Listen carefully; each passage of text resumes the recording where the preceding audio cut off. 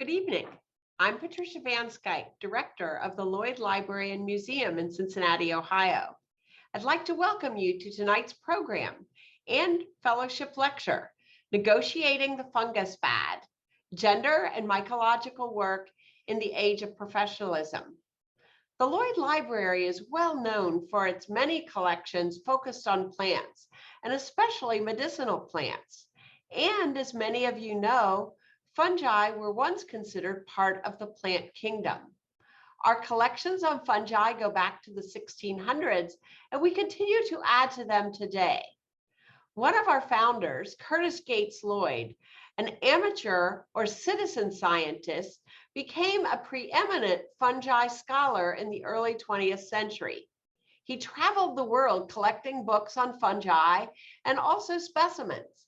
He also published many works on the topic, which we will hear more about tonight. You can imagine how excited we were when Madeline DeDe-Panken expressed an interest in coming to the Lloyd and taking a deeper look at the fungus fad of which Curtis Gates Lloyd was a part. By delving into our collection, she also brought a greater understanding to the importance of gender in the mushroom movement. Madeline demonstrated that our collections were essential to her research in her successful application to become a Lloyd Fellow. Madeline is a PhD candidate in history from the Graduate Center at the City University of New York. Prior to coming to the Lloyd, she held a fellowship at the New York Botanical Garden Library. And since her fellowship at the Lloyd this summer, she is continuing her research through a CUNY dissertation fellowship. It is now my pleasure to welcome Madeline DeDe-Panken. Hi, Madeline. Hello, Patricia. Thank you so much for those kind words and welcome. And I'm very excited to be here giving this talk. Thanks. All right, so I'm going to share my screen.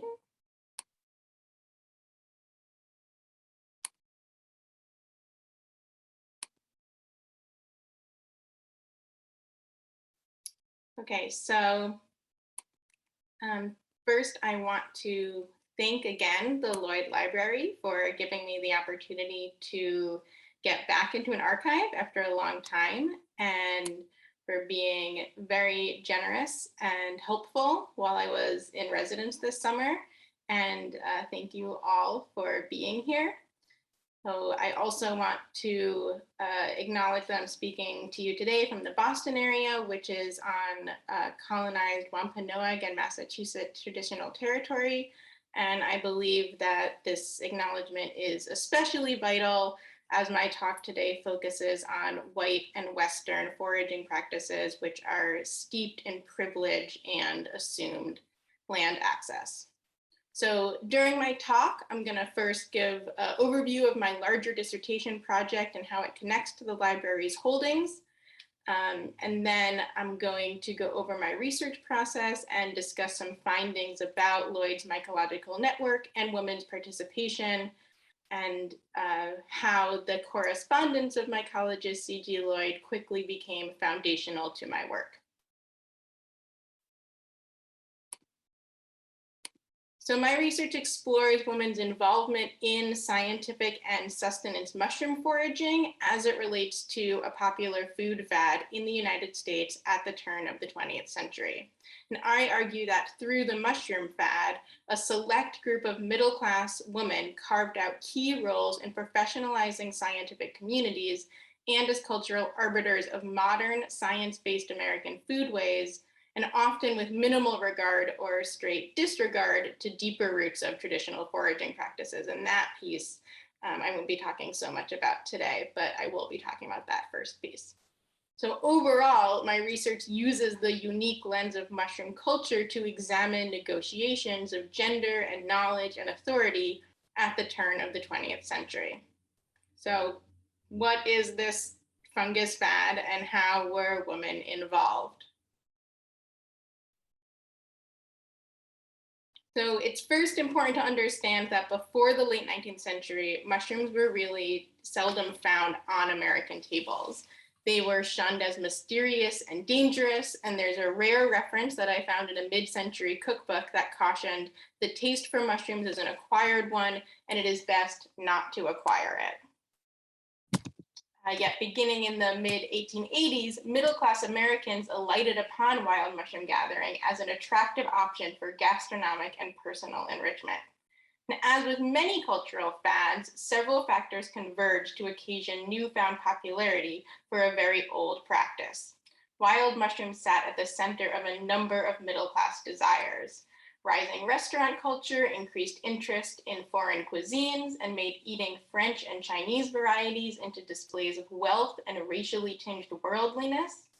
Enchantment with nature-focused leisure turned white attention back to the land amid a backdrop of intensifying industrialization and urbanization, and gathering could provide a respite from the challenges and crowding of urban life, hearkening back to a romanticized past when food sourcing was more personally visible. And perhaps the most important in fostering the mushroom fad was repeated rhetoric around wastefulness. For home economists and dietary reformers championing efficiency, the idea that a nutritious delicacy that cost up to $2.50 per pound at market, which is almost can be up to $80 in today's dollars, depending on the what you're using to calculate that, was sitting unused at people's doorsteps was deeply concerning. An 1885 article titled "Much Good Food Wasted" begins, "There are thousands upon thousands of tons of excellent food actually thrown away by our people every summer, or what is the same thing, left untouched to rot." So wild mushrooms had much to offer. A basket at a time, people could bring to their tables, quote, "what is in quality luxury, but in cost one of the cheapest of all foods, as culinary markers of health and affluence." But before full advantage could be taken, a major concern had to be sorted, and that is the danger of poisoning. Wild mushrooms' merits were only valid provided one could accurately identify which were edible.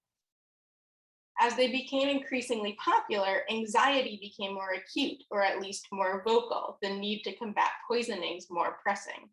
Intensifying cultural unease were enduring tropes of the devious female poisoner and the association of toadstools, which is an often misused synonym for mushrooms, as tools of witchcraft. Mushrooms were a double-edged form of sustenance, quote, "delightful to the palate and dreadful to the imagination."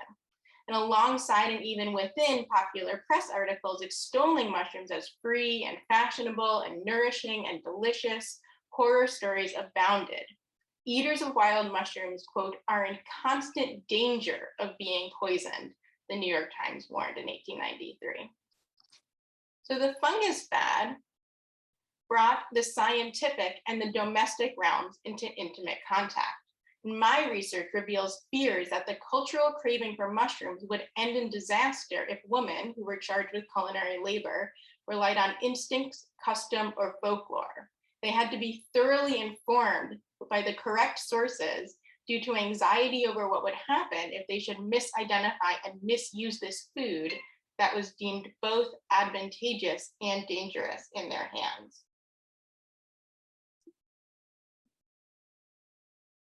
So scientific mycological knowledge was presented as the saving grace. Okay. As one author advised, either avoid wild mushrooms altogether or study the subject carefully, patiently, scientifically from the authoritative textbook. Language of practicality created openings for laywomen to study science in ways compatible with traditional gender expectations and ideals of domestic economy. Soon, the need to consult a textbook was mitigated by the regular inclusion of scientific mycological information in domestic manuals, cookbooks, periodicals, and newspapers' women's pages. Predominantly women authors shared with their predominantly female audience the essentials of mushroom identification and usage. They expounded on their careful analysis, gratifying excursions, and expanding culinary repertoire, assuring their readers that anyone, quote, "by a little study may acquaint herself," with the knowledge necessary to join them. And in one salient example, Mary Ronald's Century Cookbook devoted an entire chapter to mushrooms, using scientific names to organize field advice and suggested recipes by species. And this also opened the door to more basic research, pursuits that were not meant primarily for the table, but to add to the body of mycological data. By the mid-1890s, a population of female mycological investigators had emerged, occupying kind of liminal space between amateur and professional. And this was in a time when professionalization was taking hold, and tethered to it was the masculinization of specialized fields, meaning that you needed a degree or formal training to get into those fields. Non-professional women who wanted to continue to participate in botanical collecting, as they had for several decades, now faced increased barriers. As scholar Elizabeth Keeney has written, collaboration between a range of levels was precluded by work siloed among amateurs and among professionals. And mycology offers an interesting exception, a space for laywomen to continue to participate. My research argues that the Fungus Fad's cultural endorsement served as an impetus for and legitimization of expanded scientific endeavors. Though few secured or sought full-time jobs, they asserted expertise and evidenced female capability. Even if drawn in by promises of procuring free ingredients, their sustained involvement indicates deeper devotion and larger aspirations. They contributed to the field as writers and collectors and illustrators and authorities. And in their pursuits, this little known population facilitated female intellectual networks, engaged in scholarly self-expression, and left enduring impacts on research. And this is the population that I wanted to find out more about during my time at the Lloyd. So who were these women? What was their interest in mycology? How did they engage with both the natural world and the scientific community, especially with well-known mycologists like C.G. Lloyd? And to do so, my plan was to look at Curtis Gates Lloyd's publications and personal papers. And I'm still working out everything that I found, but I am excited to share some preliminary findings and understandings with you today. So just a very brief bio. I know Patricia already introduced C.G. Lloyd a little bit, but he was born in 1859, and he was the youngest of the three Lloyd brothers, as many of you may know. And he was also the one who enjoyed the most favorable circumstances to eschew the family pharmaceutical business for personal avocations. And for Lloyd, that was mushrooms. He was described by some as a reserved and perhaps awkward man, but he exhibited, I found, a biting sense of humor, a hearty philanthropic streak, and of course, a love of mushrooms and mycology. And while he'd always had that proclivity toward natural history and did flora collecting as well, Lloyd's passion for fungi was sparked through discussion with local collector and teacher A.P. Morgan in 1887. And after they met, he turned nearly all of his attention to the study of fungi. And in this Christmas card from 1907 that he sent out, he poked gentle fun at himself about the huge impact that mycology had on him, and also unwittingly predated a common meme that you see today. So he became an outspoken specialist and a trusted authority on several families. Among them were the gastromycetes, which are puffballs, or include puffballs, which are those spherical mushrooms that emit that smoke-like substance when you step on them. He traveled extensively on collecting trips throughout the world. He had offices in Paris and in London at the Kew Royal Botanical Gardens, where he worked closely with department heads and staff. And he also regularly self-published ideas and findings. In between 1898 and 1925, as Patricia mentioned, which was a year before his death in 1926, he put out a series of 75 mycological notes, and he distributed these pamphlets for free. So the pamphlets included a profile of a past or present mycologist, his often controversial thoughts about the discipline, which I'll get into a little later, as well as images, listings, and write-ups on recent finds, both his own and sent by others with whom he corresponded. And this was the key for my research at the Lloyd. And those are all the archival boxes taken from the Lloyd Library website. So among the many gems at the Lloyd Library is C.G. Lloyd's Mycological Correspondence. The correspondence totals 23 boxes. It includes communication with more than 800 individuals. And thanks to a thorough finding aid, I knew how many folders existed and the names attached, but it was not until I physically pulled out each folder that I could know how many letters it contained, when they were written, or what they were about. So again, thank you to the Lloyd for the opportunity to travel to the archive in person and do that labor. And in the span of about 4 weeks, I went through the folders as comprehensively as I was able, opening nearly every one, but focusing on correspondence with women, with field leaders, or that was just particularly copious. So the earliest letters date to the mid-1880s and the latest to shortly after his death in 1926, as staff and family informed people of his passing. And I was also excited to find that many of the letters are from Curtis himself, preserved in facsimile. And I want to note that often historians have to track down the subject responses in other archives to get the full conversation. But the Lloyd has an excellent staff from that time through to the present, and they made sure that these letters have been preserved, which makes it possible to see complete exchanges and learn more about Lloyd as a person and a mycologist. So as one example, we can see as his eyesight failed in 1925, how he continued to respond to as much correspondence as he was able in these very quick, messy notes, and often bemoaning his lack of ability to complete mycological work, really demonstrating his passion. The major takeaway for me is the impressive scope of Lloyd's correspondence. Lloyd's interest was not culinary, but he was part of the fungus fad.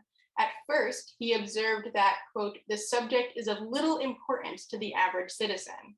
But as mushroom culture rose, he became inundated with specimens and letters.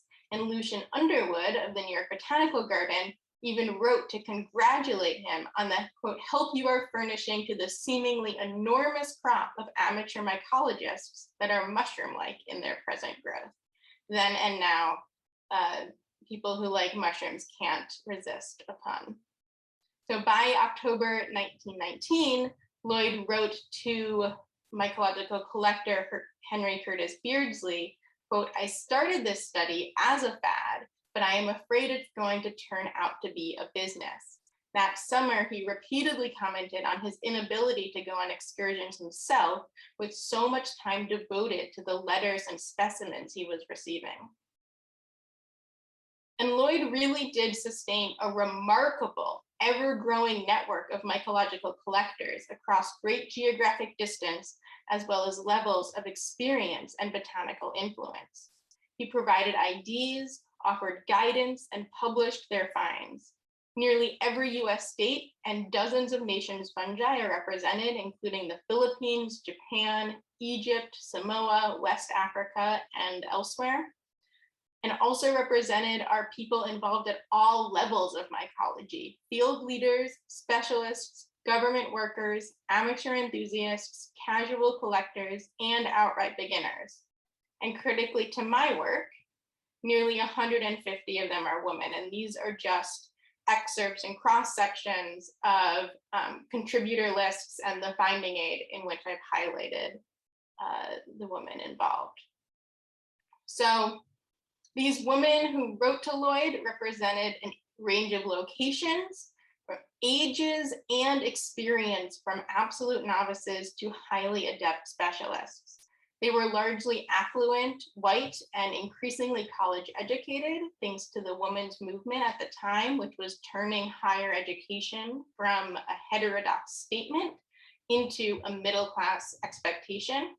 And class and race also afforded these women both time for study, mostly, and we'll get into that in a little bit, and protections of respectable womanhood as they went into the field to collect, making it easier for them to traipse pleasurably through meadows and woods.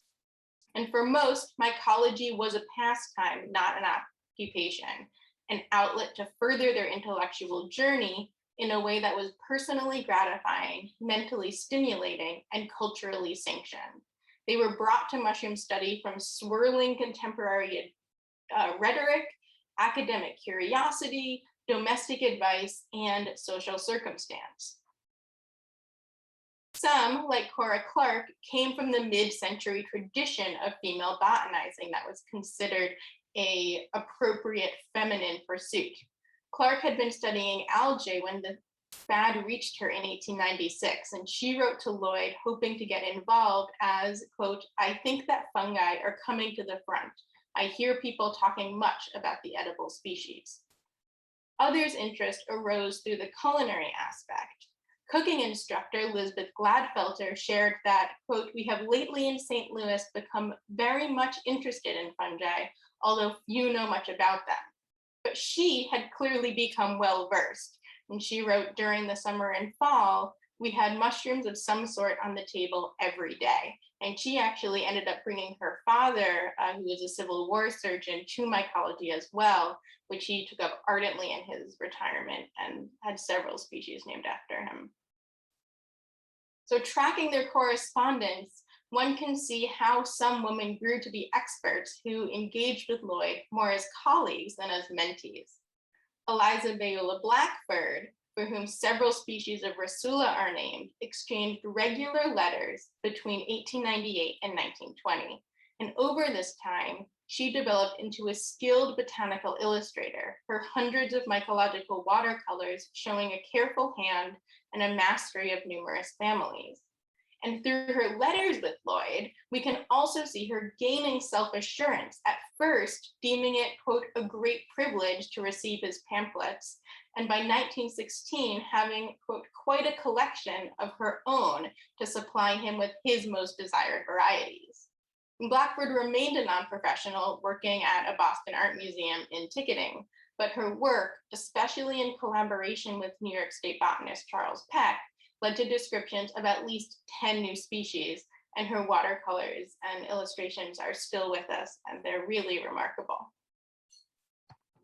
A few women were employed in mycology, and Lloyd was one of several specialists they exchanged information and specimens with.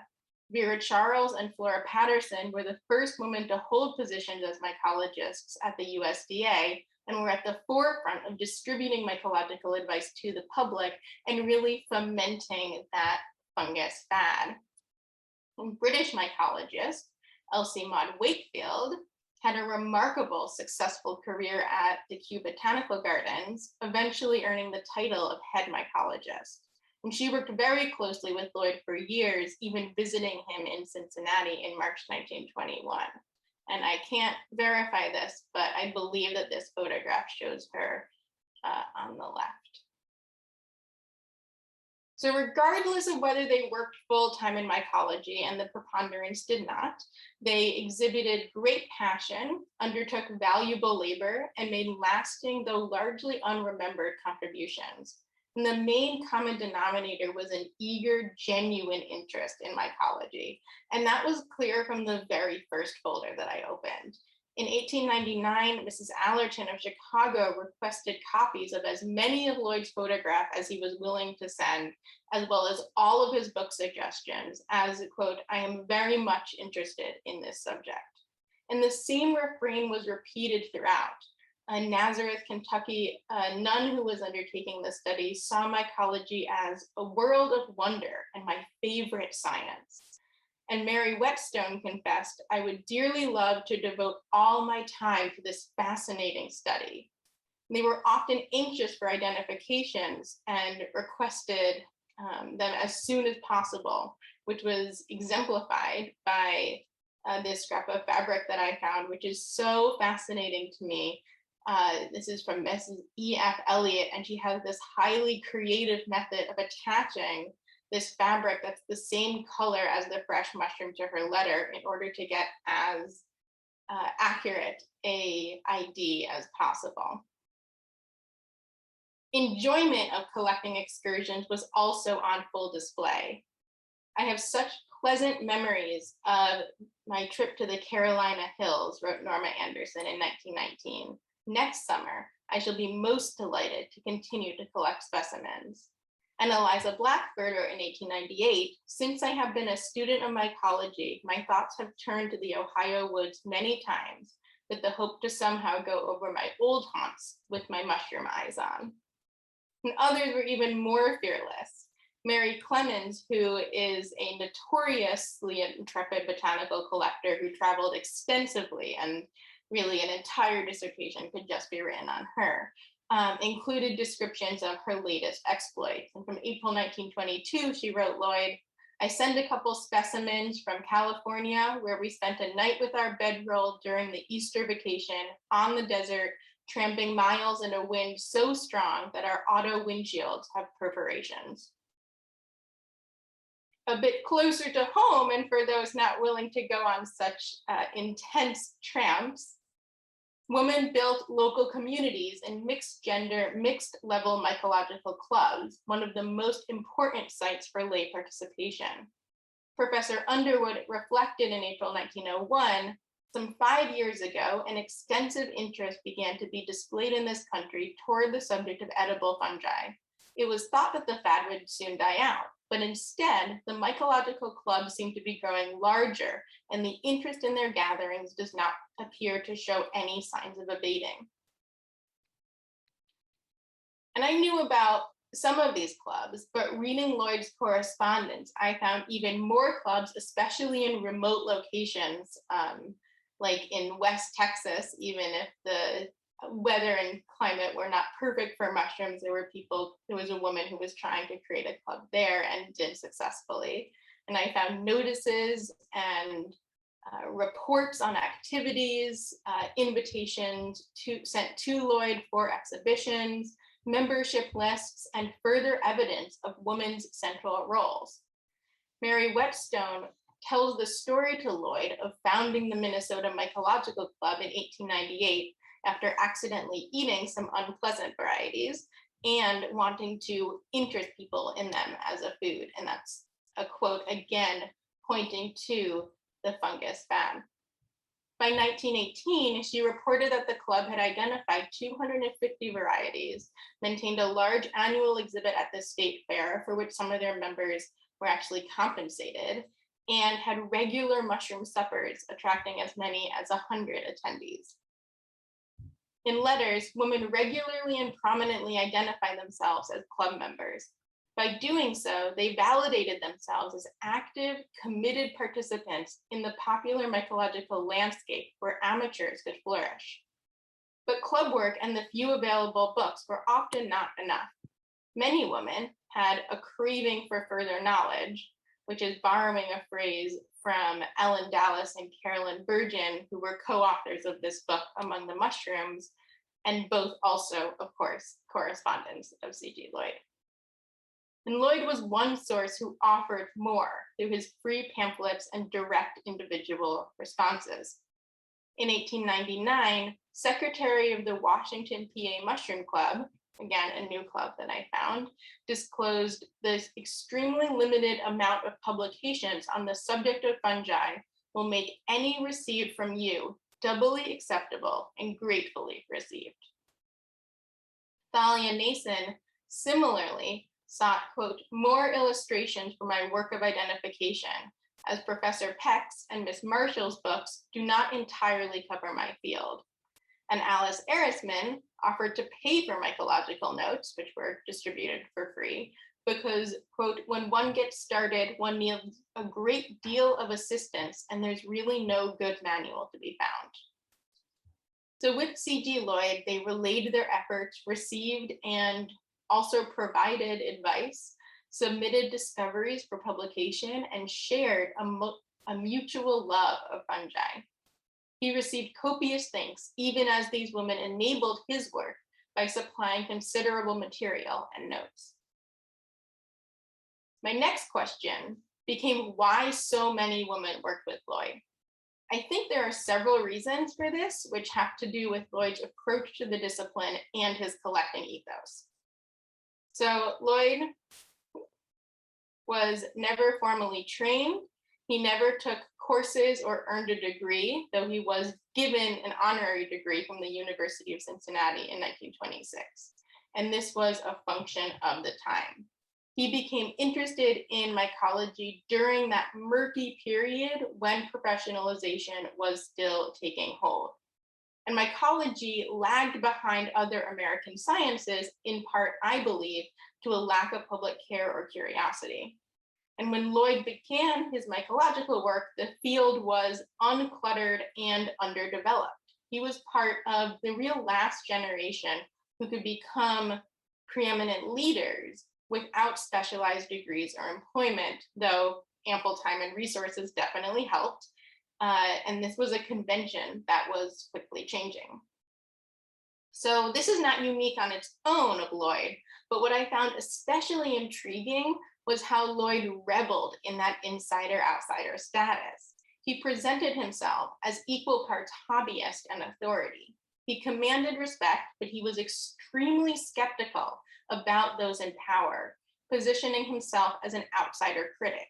He was especially outspoken against what he termed name juggling, which was a question of nomenclature, naming finds after individuals rather than characteristics or location. He believed that, quote, "it is a piece of presumption for anyone to claim he is naming a new species. Adding the word new species is thereby claiming, by inference at least, that he knows all the old ones." And this was controversial, and it prompted heated exchanges and rifts, especially with the New York Botanical Garden, and ardent support from some, especially those who were also amateur enthusiasts. We had one intensely opinionated amateur, W.H. Ballou, who referred to the other camp as a, quote, "gang of nomenclature jugglers," and criticized William Murrell of the New York Botanical Garden, who was having his own issues at the time that I won't get into, but as having, quote, "done more to make mushroom study complex and unpopular than any other man that ever lived." And at the heart of the debate were issues of ego, authority, recognition, professionalization, and who studying fungi was for, who could do it, and who it was for. And Lloyd had no truck with any of that, with ego, authority, professionalization.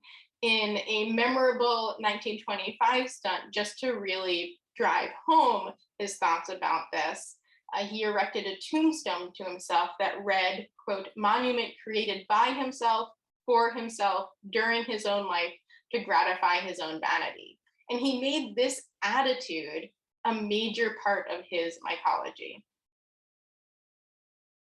So though he was on the cutting edge of research and had unencumbered access to the best information and offices, he related to those bolstered by little more than enthusiasm, who may have felt like outsiders themselves.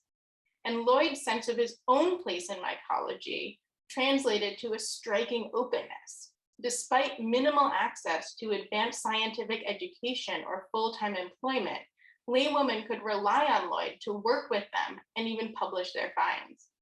Lloyd seems to have had little hesitation about women's presence in the field, and his outspokenness on other issues leads me to believe that he would have voiced any reservations.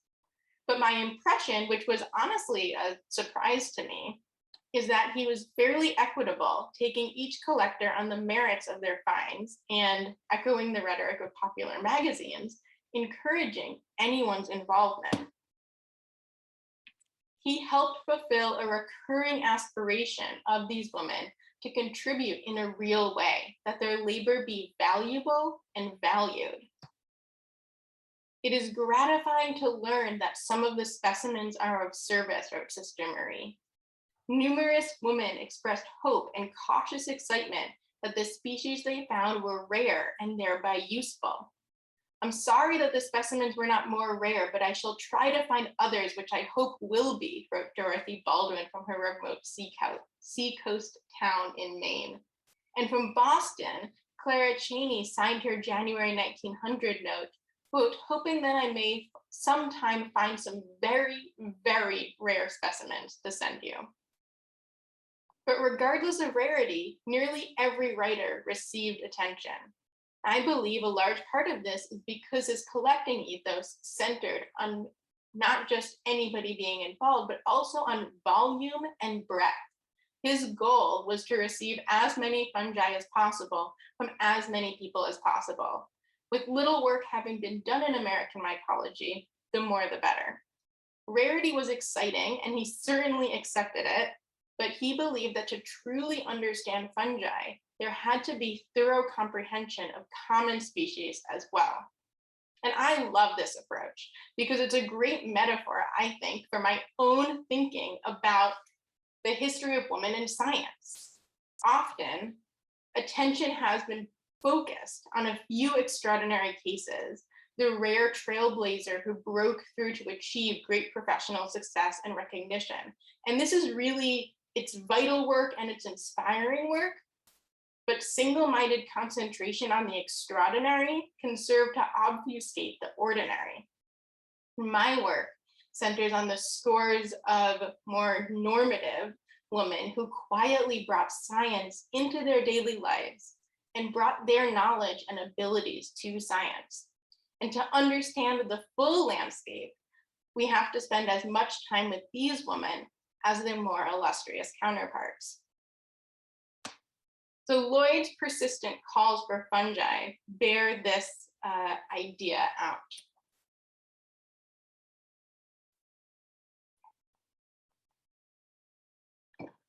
He distributed notices like these widely. Those who responded were placed on the Mycological Notes mailing list, and those who requested Mycological Notes were asked for specimens in return. And he repeatedly emphasized how, quote, it is the easiest and simplest matter in the world. Anyone can recognize a fungus such as we are wanting by simply looking through the illustrations. All that is necessary is to simply pick them up, dry them, wrap up the collection, and forward them in a cardboard box. And the reward would be identification, recognition, and publication, even for those lacking advanced comprehension.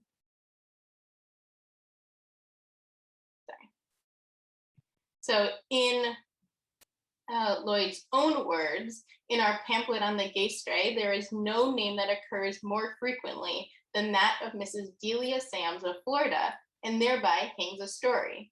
Mrs. Sams has made no study of gastromycetes. She simply knows when she sees them, sees specimens growing, that these specimens are puffballs, and second, that Lloyd wants them.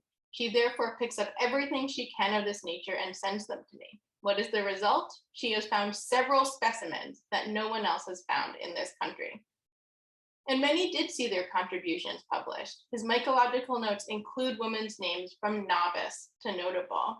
And some of those women were already familiar to me, and some have become so. And there are still more that I'm discovering and looking forward to learning more about.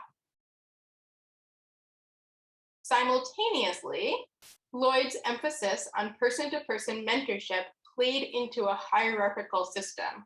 Lloyd was, perhaps unsurprisingly, critical of much of the writing done on mycology. He strongly believed that, quote, the only practical way of learning the subject is to send specimens to someone who is informed. Expert mentorship and constant collecting was the primary path to proficiency. And he seemed most comfortable with the pre-professionalizing landscape, which of course was also deeply imperfect. Lloyd's status was made possible by personal dedication, yes, for sure, but also by wealth, resources, and self-assertion. And this could cause its own barriers for mycologically inclined laywomen, which were subtler than outright rejection, but inhibiting nonetheless. In direct conversation with Lloyd, the most voiced complaint was that of time. In one hastily written, undated note, Elizabeth Blackbird confesses, quote, my time is not my own. While she does not specify why, Blackbird worked until she was nearly 80, limiting her time for mycology, and again, worked in a job in ticketing at the MFA in Boston. And Grace Clark of Kansas pointed more directly to domestic and professional duties. Quote, homework and office work have crowded my botany work almost out of existence, but I hope someday to have more leisure and perhaps I can contribute to your museum. In November 1903, Violetta White, an accomplished illustrator and author of 3 papers, wrote, quote, it gives me great regret that I have not had an opportunity to attend to the specimens you sent me. Citing her role as a family caretaker, she confessed that she had, quote, been obliged to give up all personal work of mine.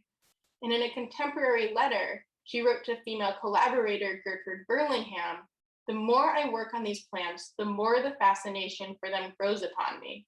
I only wish I could devote all of my time to their study and collection. The next year, she laid down her mycological work following her marriage, leaving a 4th paper unfinished. Larger world events like World War I also created conditions that quashed leisure time.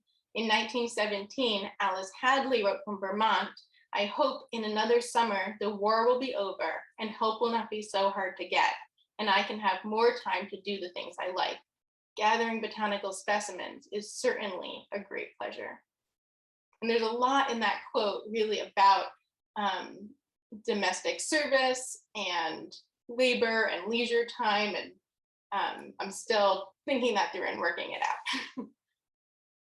So women's solidly non-professional status, coupled with gender and class expectations, especially marriage and motherhood, precluded the full-time devotion enjoyed by Lloyd and many other wealthy mycological men. And there were also hindrances arising from deep-seated cultural beliefs about gender and who could really possess expertise.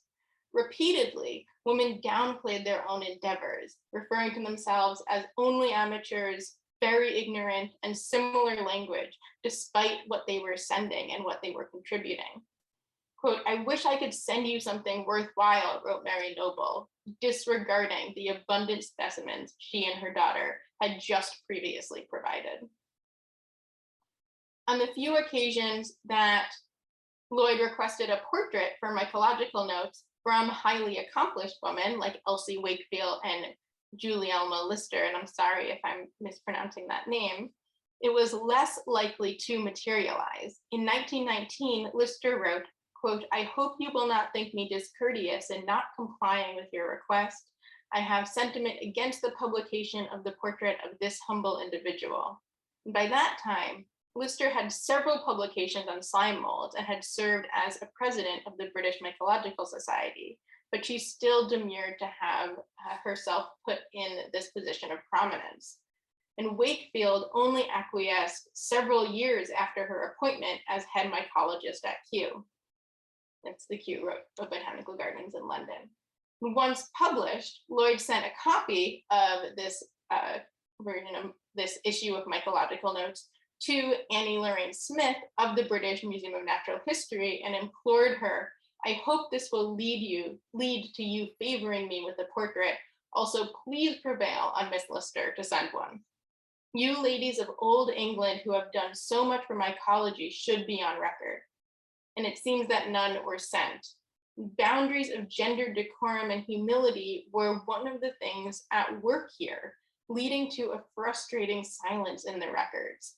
As Lloyd presciently urged Wakefield in 1918, these portraits are not made so much for the present as for the future, as someday people, and that turned out to be me, will be interested in those who are working with fungi now, and I'm sure you are one of our most active workers.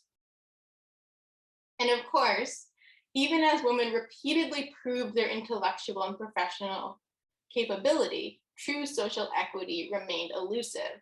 So in 1917, after years of working in close communication, Lloyd wrote to a male colleague, if Miss Wakefield were a man, I should classify her as an intimate friend, but being a young lady, I could not refer to her so. And this stilted attempt at flattery and decorum evidences a continued gender hierarchy and a separate spheres mindset that was difficult to breach. And it's in these really small moments and going through the correspondence carefully that we can glimpse the larger negotiations of gender and science and how they manifested even among those who we might consider and seem to have considered themselves quite supportive of women's inclusion. But overall, there's Elsie Wakefield and Lister at the British Mycological Society. Overall, there's so much exciting evidence here of passion, of participation, and of presence. These papers reveal such rich history, bursting with potential for further research, and they've encouraged in me as many questions as answers, and I look forward to continuing my analysis. As one brief example before I finish, before coming to the Lloyd, my project was solidly based in the US, but the archives really taught me and made me stop and listen that I need to start paying more attention to the wider international network as everything was intimately intertwined.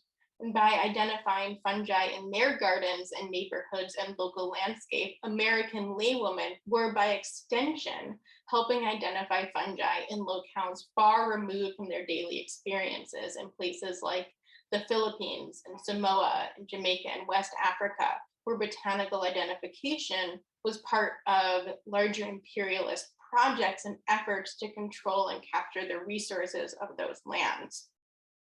And they became part of this broad global network that I'm thinking about now of botanical collecting and classification that touched on colonialism and imperialism and deep-seated need to order the natural world through classification. And again, that's just one future direction that I'm thinking of taking this. And my project is really one of many directions that these archives could be taken, but I really think that it's an important one. Viewing Lloyd's correspondence through the lens of popular mushroom culture enables us to see critical negotiations of women's roles in science. And as they explored what their knowledge meant and how it could be utilized, these women probed gender boundaries and evoked critical questions of what science is and who it might include that remain with us into the modern day. So thank you so much for listening. Thank you. And I am looking forward to your questions. Thank you, Madeline. That was fascinating. We really appreciate hearing about your research and look forward to your future discoveries as well. We did have a couple of questions that came up, and actually I have a few questions as well. Absolutely. So John asked, were there reports of sickness or death from the misidentification of specimens? Yes, but there was also so much anxiety around that potentially happening that really the reports of poisonings and deaths were largely in popular press articles. You see very few in the correspondence itself, although it does happen. Mary Whetstone talks about, I ate these mushrooms and felt incredibly sick. And there's definitely evidence in the correspondence of people writing after a case has occurred to think more about it and to find out more. But the instance of people becoming incredibly ill or passing away, dying from mushroom poisoning was actually low compared to how it was portrayed in the press. And even in women's publications and in like women's pages and writings like that. And so another question with this project is, how much is this a strategy or a negotiation that's going on about the potential poisonings. So I have few questions that I'll throw in while we're waiting to see if anyone else if there are other questions. So you talked about the idea of separate spheres, helping, or, not helping, but being an obstacle to women continuing careers. And you also talked about the professionalism. So you've identified this fungus fad starting around the turn of the 20th century, and then you spoke of some things like World War I. So 19th, is that the time period that we're thinking about for this fungus fad, first 20 years? And is it just a lot of different factors all converging together to squelch it? Yes, I always say when I'm trying to work something out, it's complicated because it's complicated. History is complicated because it's complicated. So there's not, a date that it starts and a date that it ends, Sure. but it's around the 1870s, 1880s. There was one very famous case of an Italian count who was poisoned. And so that's part of when it picks up. And then really by the mid 1920s, actually, right around Lloyd's death in 1926, he really, is my exact dates. It kind of peters out a little bit, I think, as professionalization is more held, as boundaries of science and food are more are becoming stricter. I think there really is this moment, and as mushrooms are becoming more and more common, right? Part of the fad is around their novelty in the United States. And I also wanted to just comment, I really liked your reference to the fact, especially with Lister, the slime queen, that they were working for the future. And we do have works by her here at the Lloyd Library, and and again, exactly like you pointed out, they were collected 100 or so years ago, and it really is providing a basis that people like you are looking at today. So he was very spot on with that. Getting back to this idea of a fungus fad, it's my impression that there's an increased interest in fungi again today. And you nod to that. So that was my first question. Do you agree? And I know you're a historian, but are you able to speak to any ideas as to why it might have spiked and if there's a gender element today? Yeah, so there's a lot of interest in mushrooms today, and people who love mushrooms in my time period historically and today really love mushrooms. And I did not come into this as a forager or as somebody who, I did not come into this from the mushroom angle, but do now follow a lot of the mycological stuff that's going on now.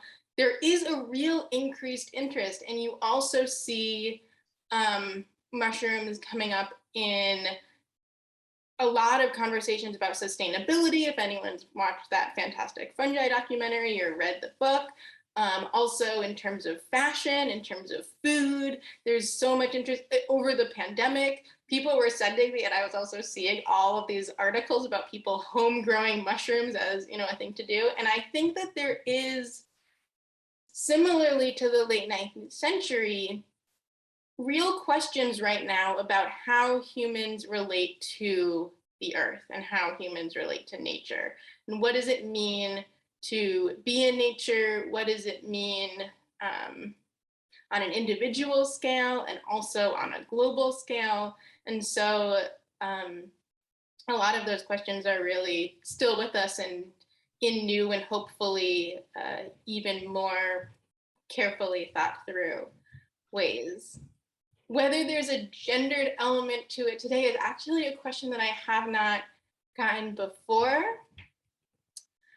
And something that I would have to think about more, I have been to several mushroom related talks, and at least one woman who talked about getting involved in mushrooms as a woman and being part of that kind of mother nature-y approach, and really thought about her gender and the earth as intimately connected as many feminists have, with several movements over time since the 1970s, and feminist ecology and things like that. But it's a really interesting question. I also see a question in the chat, if you don't mind me Sure.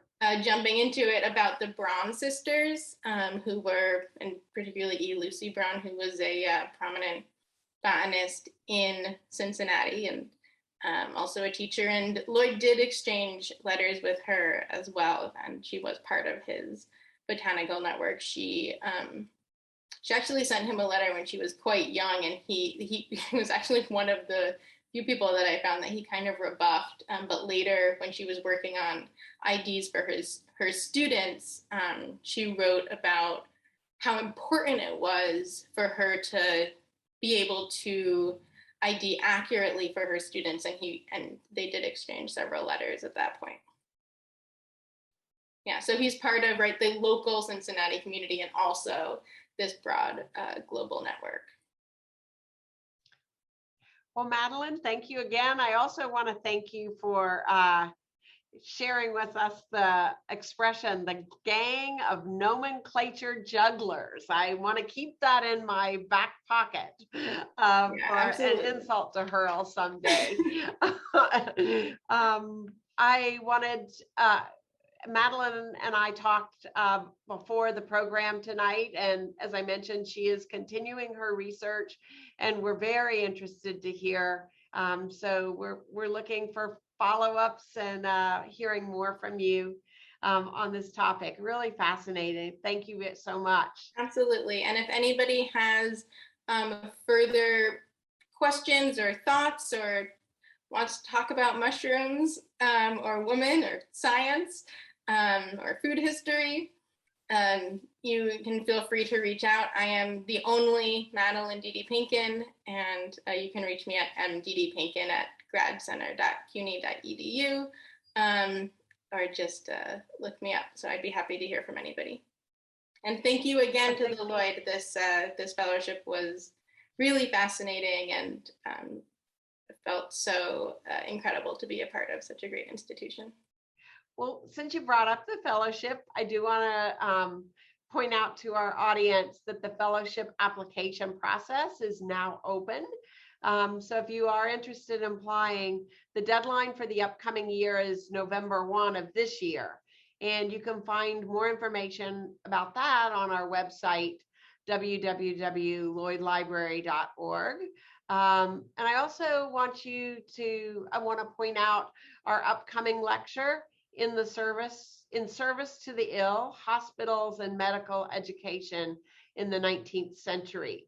You can again check our website and social media for more information on that as well. So we look forward to seeing you at future lectures, and perhaps some of you with a fellowship application. Thanks to everybody, and thanks, Madeline, and have a good night. Thank you.